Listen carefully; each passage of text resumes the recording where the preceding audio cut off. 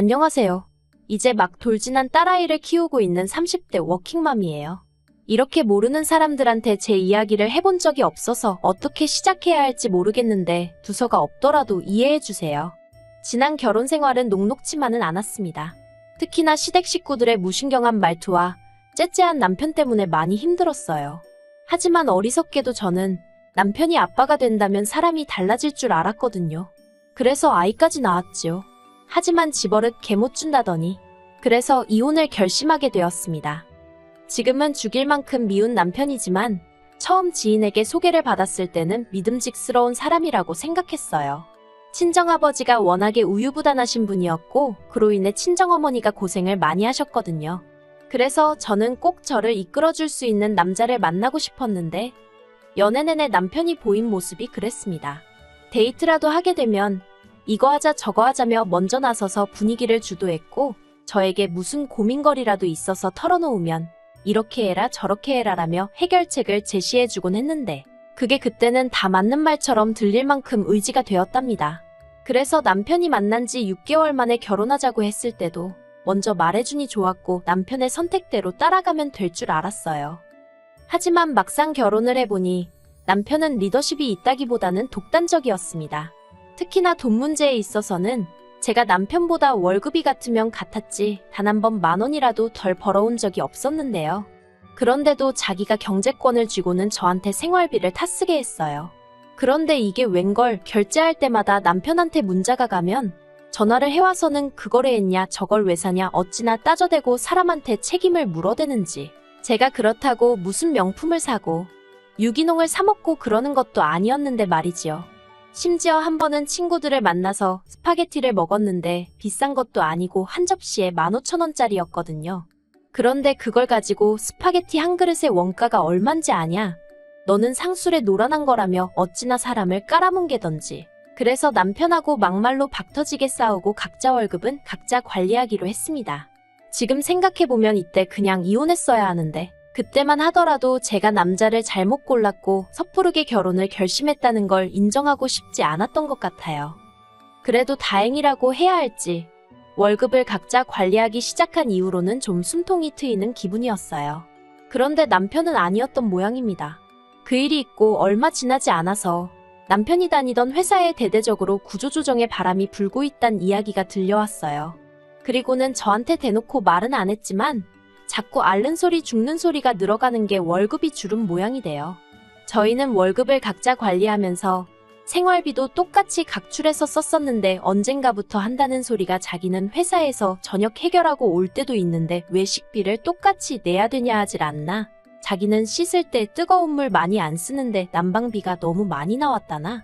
진짜 제 얼굴에 침 뱉기 같아서 차마 일일이 적을 수는 없지만 별 말 같지도 않은 소리를 하면서 생활비도 저보다 덜 내고 싶어 하더라고요.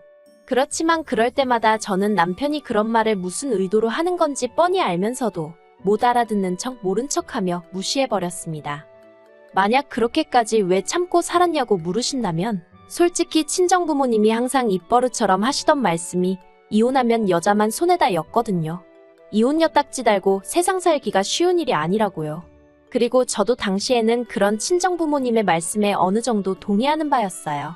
지금도 연예인 부부가 이혼하면 여자 연예인은 이혼녀로 낙인 찍고 다시 연애라도 하면 무슨 큰일 난 것처럼 이야기를 하지만 남자 연예인이 누굴 만난다고 하면 능력 있네 어쩌네 그렇게 띄워주잖아요. 예쁘고 돈 잘 버는 연예인한테도 그렇게 잣대가 엄격한데 하물며 일반인인 제가 이혼녀 딱지를 달고 세상 살기가 쉬울지 상상이 가질 않았지요. 그래서 이혼을 생각하는 대신 남편을 개조해야겠다고 생각했습니다. 제가 잘 가르쳐서 데리고 살 만한 인간으로 탈바꿈시켜야겠다고요. 그리고 그때 친한 친구가 자기 남편도 매번 회식이다 뭐다 귀가가 늦었는데 애가 생긴 이후로는 사람이 달라졌다고 하대요. 그래서 저도 아이를 가졌어요. 산후조리원에서 돌아온 이후로 육아휴직을 쓰다가 복귀를 하게 되면서 친정어머니의 손을 빌리게 되었습니다. 원래는 시터를 쓰려고 했는데 여러 가지 불미스러운 뉴스들을 접하고 나니까 솔직히 아무리 전문가라고 하는 사람들이라고 해도 믿고 맡기기가 쉽지 않더라고요. 그래서 친정어머니께 부탁을 드렸네요. 그런데 아무리 외할머니라고 해도 솔직히 하루 종일 아기랑 시간을 보내는 게 쉬운 일은 아니잖아요. 친정어머니도 당신 나름대로 시간을 보내시던 일정도 있으셨을 테고요. 그래서 처음부터 한 달에 200 정도는 챙겨드릴 생각이었어요. 왜냐하면 제가 알아본 시터들 중 경력이 거의 전무한 사람들도 200은 불렀거든요. 그런데 이 얘기를 남편한테 하니까 기껏 한다는 말이 제가 직장을 관두고 애를 보면 되는데 기어이 회사를 다니려니까 이렇게 된 거 아니냐며 시터를 고용하건 친정어머니께 부탁을 드리건 그건 제가 엄마로서 직무를 유기해서 그런 거니 그로 인해 발생하는 지출은 저더러 알아서 해결하라대요. 어이가 없어서 애는 나 혼자 만들었냐고 물었습니다. 당신도 애 아빠니까 당연히 절반은 내야 되는 거 아니냐고요.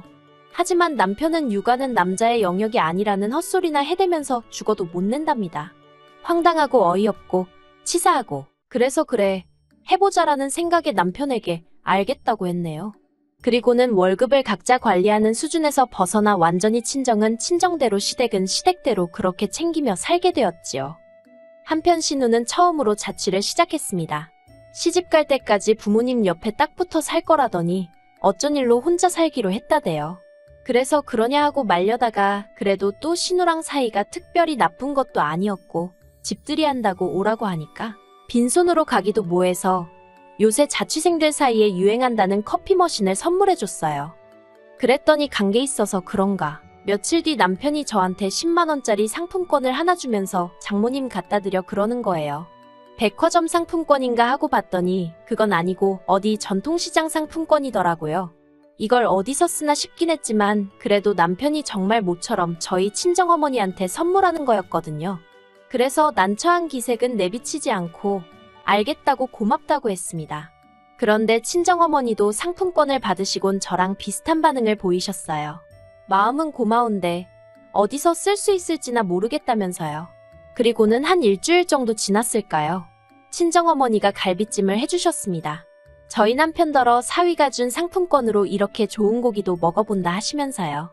그런데 이건 솔직히 그냥 하신 말씀이시고 저희 친정부모님 당신들이 원할 때마다 소고기 사드실 수 있는 정도의 경제적 여유 있으신 분들입니다. 아무튼 그런데 이게 웬걸 그 상품권을 가지고 유세를 떨 줄은 상상도 못했어요.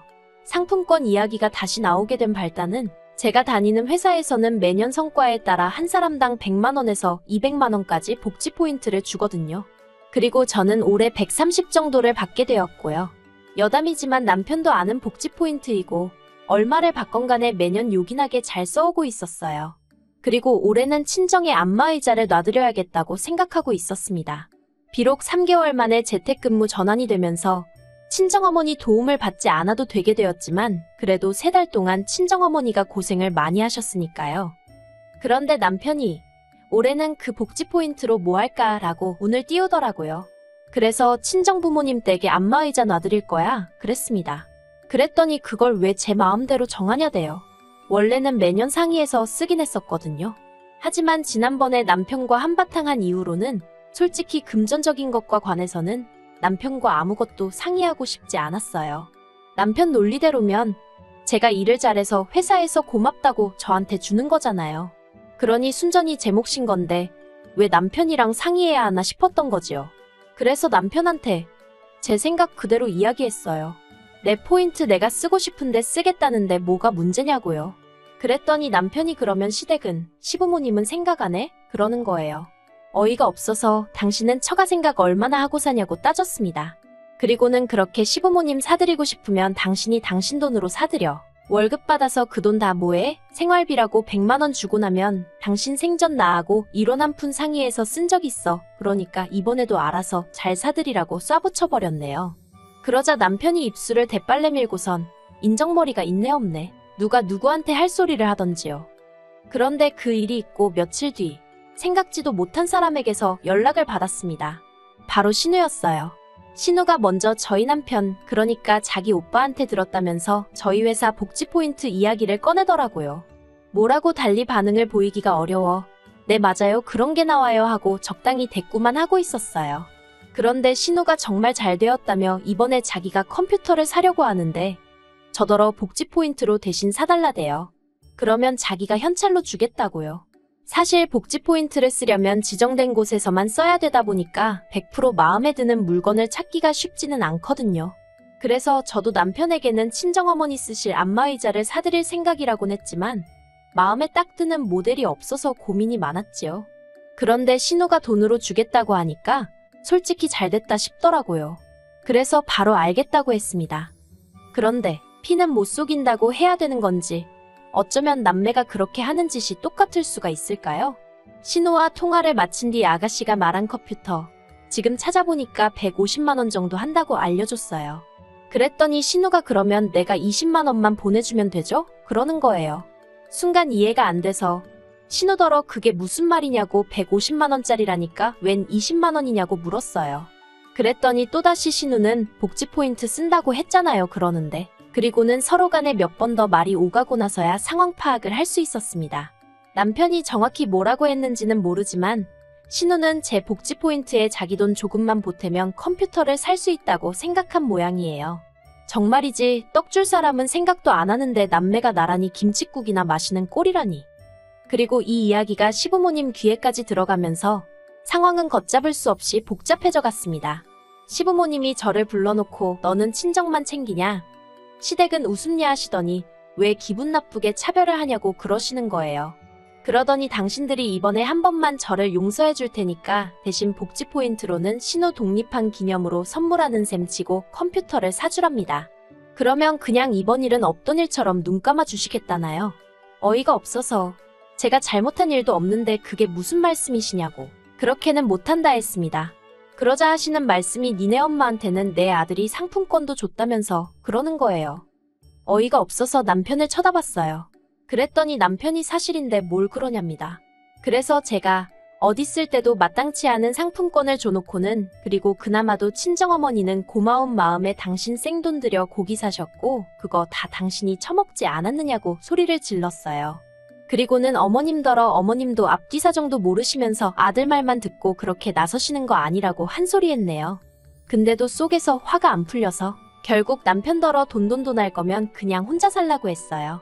같이 사는 룸메이트도 당신처럼 야박하겐 안 할 거라면서요.